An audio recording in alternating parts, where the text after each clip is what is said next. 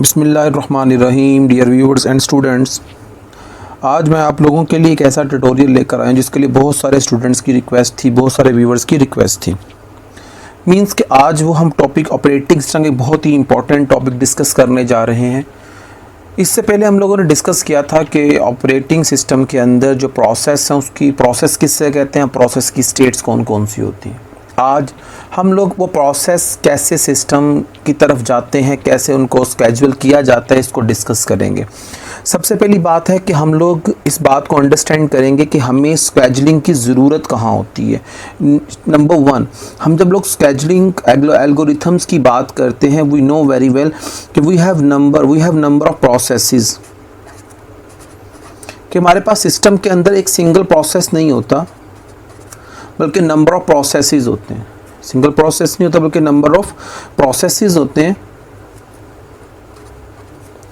कि आप ये समझ लें कि हम लोग जब भी स्केड्यूलिंग एल्गोरिथम्स की बात करेंगे तो हम इसका मतलब हम प्रोसेस को स्केड्यूल करने जा रहे हैं।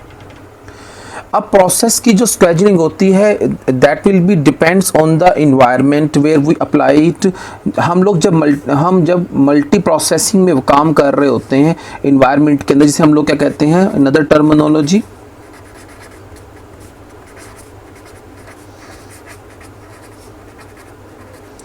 in multi-programming environment we have number of processes। हमारे पास एक प्रोसेस नहीं होता बल्कि नंबर ऑफ प्रोसेसेस होते हैं।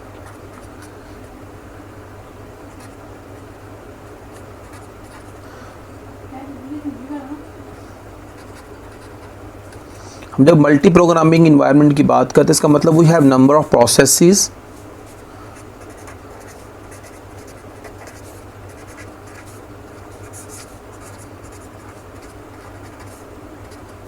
which compete to each other, जो एक दूसरे के साथ क्या कर रहे होते हैं, लड़ रहे होते हैं फॉर गेटिंग द सीपीयू, जो सीपीयू को गेट करना चाहते हैं टू कंप्लीट देयर एग्जीक्यूशन, अपनी एग्जीक्यूशन को कंप्लीट करने के लिए। अब क्वेश्चन ये पैदा होता है कि हम किस प्रोसेस को सीपीयू एलोकेट करेंगे, किस प्रोसेस को सीपीयू एलोकेट नहीं करेंगे। That will be decide on the behalf of scheduling algorithm. इनके स्केड्यूलिंग एल्गोरिथम डिसाइड करेगा किस प्रोसेस को सीपीयू दिया जाएगा, किससे सीपीयू वापस ले लिया जाएगा।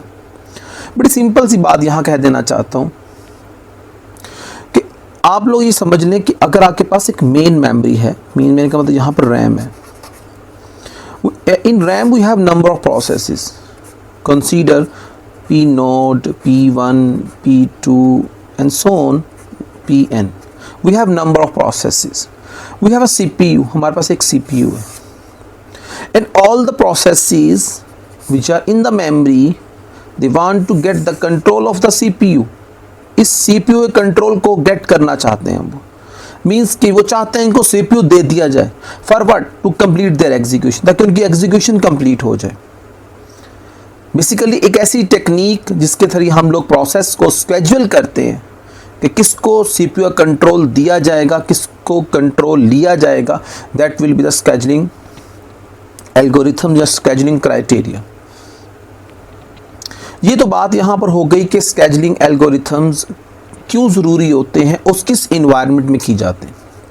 अगर थोड़ा सा इसको हम और भी डिटेल में देखना चाहें तो अगर हम लोग मल्टी प्रोग्रामिंग इन्वायरमेंट से बाहर आ जाते हैं और हम आ जाते हैं मोनो प्रोग्रामिंग इन्वायरमेंट के अंदर, तो means to say there is no multiple processes. हमारे पास मल्टीपल प्रोसेसेस है ही नहीं।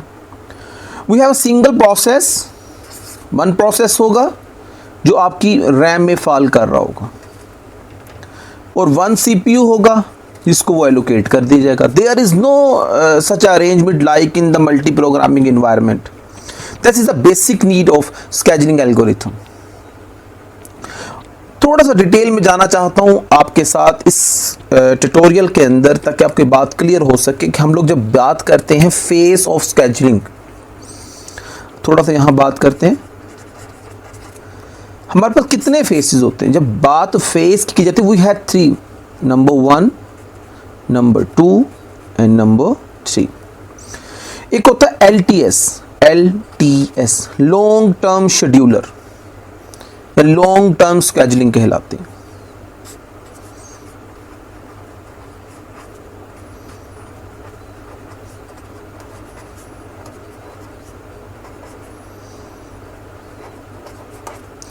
फिर होता है हमारे पास MTS, इसे हम लोग कहते हैं mid term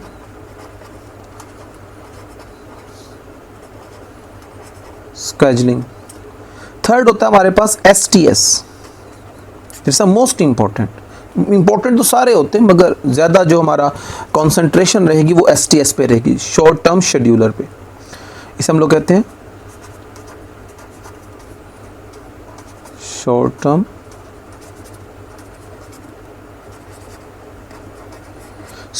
scheduling algorithm decide करता है किसको CPU का कंट्रोल दिया जाएगा, किससे CPU का कंट्रोल वापस लिया जाएगा।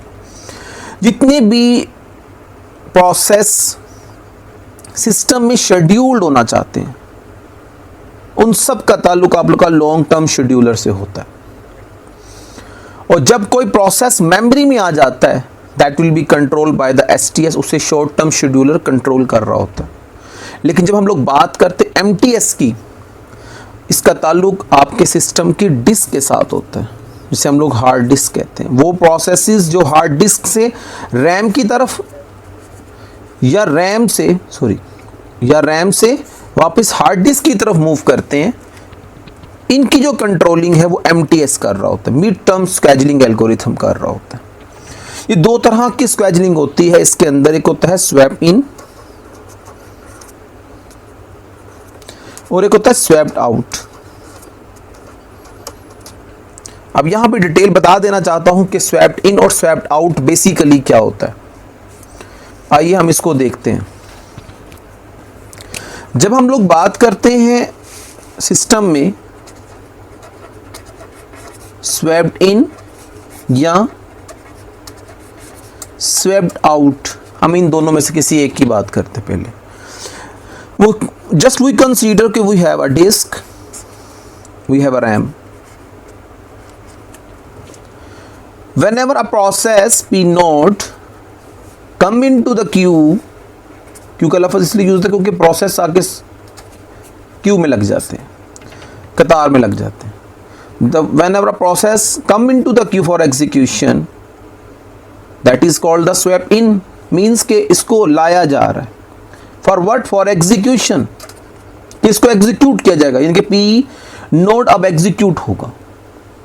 After execution the process will move from RAM to the disk, means कि आपकी प्राइमरी मेमोरी से वो प्रोसेस आपकी सेकेंडरी मेमोरी की तरफ मूव करेगा, that is called swapped out. बड़ी इंपॉर्टेंट बात करने जा रहा हूं, बहुत इंपॉर्टेंट क्वेश्चन है, ये पूछा जाता है आप लोगों से और मैं कभी भी नहीं चाहता कि स्टूडेंट का फेलियर हो। कंबाइनली आप इसे कहते हैं कि ये हमारा स्वैपिंग कहलाता है। ये काम कौन करता है? ऑपरेटिंग सिस्टम में ये काम कौन करता है? वो पीस ऑफ कोड्स जिन्हें हम लोग क्या कहते हैं? Swapper. Swapper are the part of operating system which done the swapping. There are two types, number one swap in, number two swap out. When the process come into the queue for execution, that is a swap in, and after execution they will move from RAM to the disk, secondary storage, permanent storage, that will be the swap out. This is the basics, ये हमें basic पता है कि ये इसका ताल्लुक MTS के साथ होगा, मिड टर्म स्केड्यूलिंग कहलाती है ये आप लोगों की। But we want to discuss about, हम यहाँ पे डिटेल पे बात करना चाहेंगे वो होगा शॉर्ट टर्म शेड्यूलर। अब आइए हम इसको देखते हैं कि शॉर्ट टर्म शेड्यूलिंग एल्गोरिथम्स के अंदर बेसिकली होता क्या है। ये हमारा सेकंड टॉपिक होगा। इस टॉपिक के अंदर हम लोग STS का जिक्र करते हैं, short term scheduler.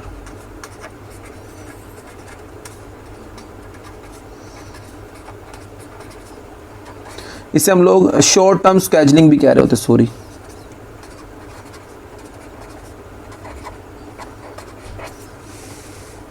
Short term scheduling algorithms. Short term scheduling algorithms का मतलब, अब बात को टेक्निकली समझिएगा, हमारा एक प्रोसेस है P node, P1, P2 and so on Pn। We have number of processes in a queue. इनके लॉन्ग टर्म शेड्यूलर ने अपना काम कर दिया, मुझे प्रोसेस दे दिए। अब इन प्रोसेस ने सीपीयू के साथ अपनी वर्किंग कंप्लीट करनी है। They want to complete their execution with CPU. अब कंसीडर करें कि P node they want the CPU and P1, P2 and so on Pn। यहां पे क्वेश्चन ये पैदा हो जाता है कि हम सीपीयू किसको देंगे। That will be decide by the STS।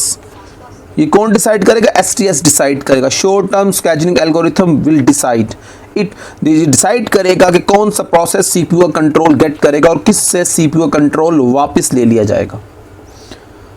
याद रखें, हम इस वक्त जो बात कर रहे हैं, जो शॉर्ट टर्म स्केड्यूलिंग एल्गोरिथम है, उसकी वर्किंग पोजीशन सिचुएशन कौन सी होती है। याद करें, मैंने आप लोगों को इससे पहला जो प्रीवियस लेक्चर जिन्होंने नहीं देखा वो प्रीवियस कनेक्टिंग लेक्चर देखे, जिसके अंदर मैंने आप लोगों को प्रोसेस की स्टेट्स पढ़ाई। जब मैं बात कर रहा हूं क्यू, किसका मतलब मेरा प्रोसेस इस वक्त रेडी स्टेट में है और ये प्रोसेस की रनिंग स्टेट होती है। मैं उसको रेडी से रनिंग में लेके जाना चाहता हूं। क्वेश्चन ये पैदा होता है किस प्रोसेस को लाया जाए, दैट इज अ क्वेश्चन। अब इस सिचुएशन को समझने के लिए मुझे क्या करना है कि मुझे STS समझना है। याद रखें कि STS को इन अदर टर्मिनोलॉजी में हम डिस्पैचर भी कह रहे होते हैं। Dispatcher basically a piece of codes होते हैं